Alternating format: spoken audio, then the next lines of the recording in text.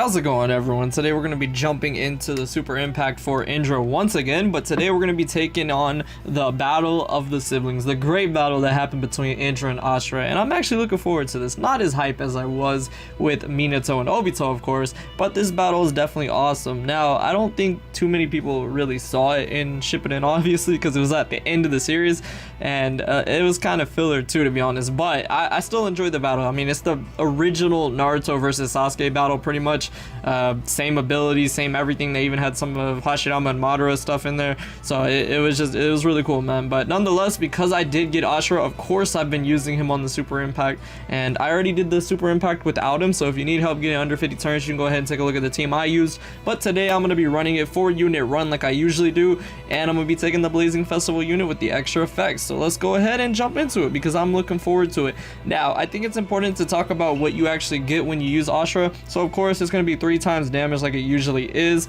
The jutsu themselves actually don't really get any different effect like they normally do, so there's that. But you do get a lot more health as well, so actually you don't really gain that much, just extra damage. That's really about it. Sometimes they give you extra multipliers here and there, but this time I guess they did not, so that's cool with me, I guess. So this is the team I've been taking and the team I'm going to be taking for this video, and it is a 4-unit run. Like I said, if I'm going to be taking the extra effect unit, might as well limit myself just a little bit. I still have 10k health plus the extra health you get for actually taking the extra effect, which will be quite a lot. I've said this in the past, but double 7 stars, you can't really go wrong there. So the Naruto is really good for 3-6 chakra and dodging, and then the Kakashi is really good for just nuking. Now the Naruto is actually max dupe, so that's going to be really helpful for going past the damage reduction effects and just being really helpful for dodging. I also have Obito for dodges as well, and at the same time he's just there to kind of health recovery seal Indra and also give me some heals, because he's really the only heals that I'm gonna be getting for the whole kind of mission. So I think it's important to take Obito, but like I said, the heals are only going to be from him, so I need to watch myself. But this is the team I'm going to be taking, so let's go ahead and jump into the super impact. Alright, so I've grinded this quite a bit. I kind of have a way that I go about doing it. Now, this isn't necessarily a speed run or anything. It's just kind of fun for me to do it this way, so I like to take advantage of the 750 boost. This Naruto is really good for that because he helps all of them out.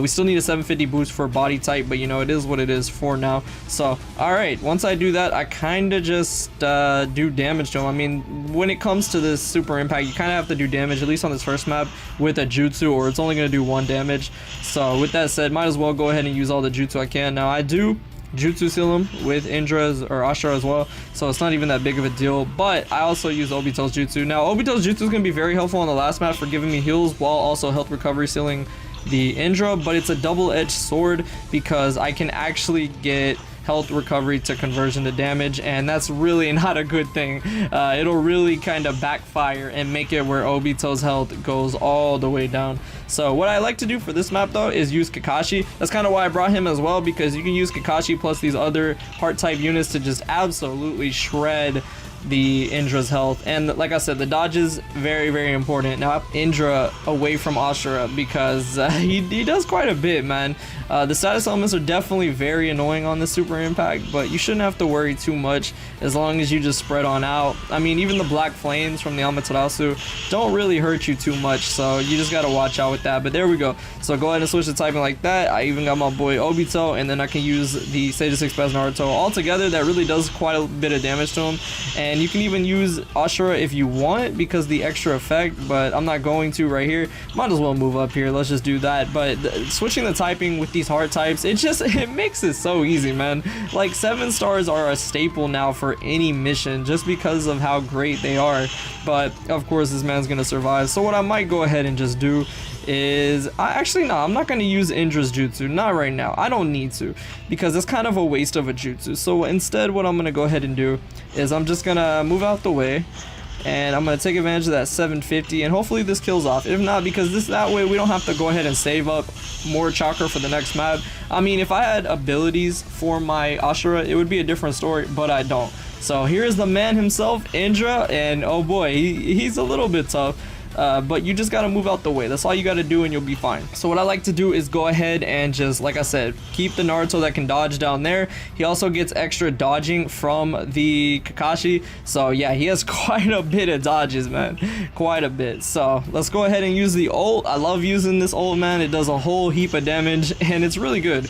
It's a really good jutsu for that. So there we go. If I would have got a crit, it would have done way more, obviously. It almost one-shots him naturally, but we do need to watch out because he can get health back. Like I said, that's why we gotta have Obito come in. He only gets health back when he uses his secret technique though, so it's not that big of a deal. And they actually went easy on us this time by making it where the continuous attacks that he doesn't really apply any status elements as they usually do, so you don't have to worry about that. Come on in with Ashura's and it's pretty simple, man. So it's just a rinse and repeat. Obviously it's a pretty fun super impact. I actually enjoy grinding this more than Minato's because Minato is cool, but I kind of like how Ashura plays out a little bit more. I mean, he's got 2 AoE jutsu, which is always fun. And also, it's just the fact that his range is huge on his first jutsu. It really is. Now, I know Minato can hit the whole map on his other jutsu, but it's just so can Ashura. So it's just a lot of fun. But all right, I'm gonna go ahead and stay down here. Might as well go ahead and health recovery seal him again because of the secret technique. Now, you do need to be careful because, like I said, the status elements are not okay. Now, his secret technique, single target there, but his jutsu can hit both of them, and that's not what we're looking for. So there's that. Actually, I could probably go ahead and finish this with my boy Kakashi here. Yeah, I'm going to do Kakashi. If not, I could always come on in with Ashura. It's so easy, man. With these type of units, it's so easy. So one more time, I'm gonna go ahead and health recovery seal him, and then we'll come back around and he should no longer be a skill type, and we'll finish it with my boy Ashura. But that takes care of the super impact pretty much. I enjoyed grinding this. I'm glad they didn't make it too difficult, and I'm even more glad that I was able to pull the unit because honestly, I wasn't expecting that. I was not expecting to pull him on one multi. That was insane, man. Still one of my favorite summoning videos to do. So all right, let's go ahead and end this with the boy Ashura. Also, I don't know if you guys have noticed this, but there's no voice for Ashura. I don't know if they did that intentionally, if they're gonna be adding one or not, but yeah, there's no actual voice for him, which is, it's interesting to me, but that takes care of it. So if you guys are using Ashura, let me know what you guys use for a team setup. I like using 4-unit runs with the extra effect because it just makes it that more difficult, but that pretty much takes care of it. So yeah, I hope y'all enjoyed this. Thank you so much for watching, and I will see you all in the next video.